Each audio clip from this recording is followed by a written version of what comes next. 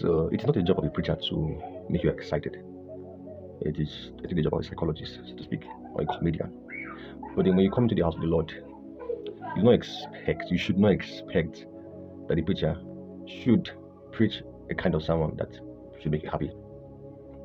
If this is the kind of mindset that you bring into the house of God, I will advise that you stop. But then this is not be my emphasis this morning. My emphasis or my objective by this video is actually directed to the preachers themselves. You should not be a kind of preacher that preaches sermons just to excite your members or to excite your congregation or to excite the people that are under you. Because part of the thing that will happen is that you will begin to say things that the Lord will not be pleased with. This is when a preacher now gets to a point where he begins to bend the scriptures just to the end that he will make his members happy. More so, this is the point where the preacher gets to where he begins to avoid certain teachings in the Bible, to the end that he does not really provoke his members. Obviously, he will find part in the Bible that just tends to just make people feel excited in themselves, and then the part that actually reprove them of their sins, he will avoid it. I'm telling you.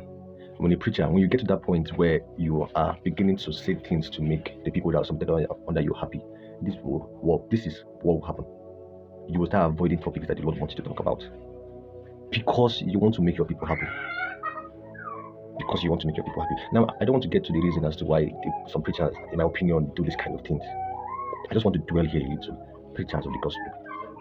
Whether you're an online preacher, or on site preacher, whatsoever, you do not want to get to a point in your walk with God where you begin to say things just for the sole purpose of making your people excited. I'm telling you, you'll be judged though.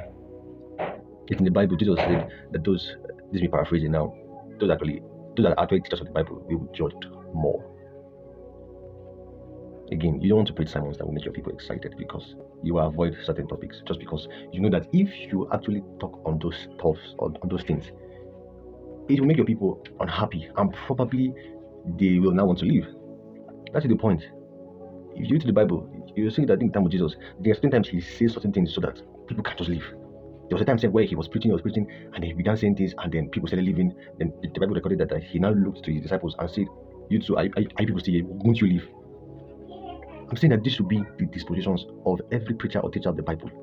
You do not want to teach to make people excited, because what will happen now is that, again, like I've always been saying, you will shift. You will not turn a deaf ear to the Lord, to the things that the Lord is instructing you to say, just because of that if you say them, to get to your people. When you get to them, they will leave, and you just don't want that. You just want to have a full audience. You want to retain the views you are getting on your videos. You want to retain members. You don't want your disciples to be going one by one, because somehow you feel like when you have people and people are following, when you have more people follow you, somehow it just makes you feel big. This is not the objective of ministry, or to feel big.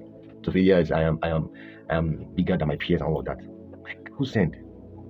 Jesus said in the Bible that on that day, but we will discover that many people that were first in this time will be last year. The many people that were last year will be first year. So let me just stop here.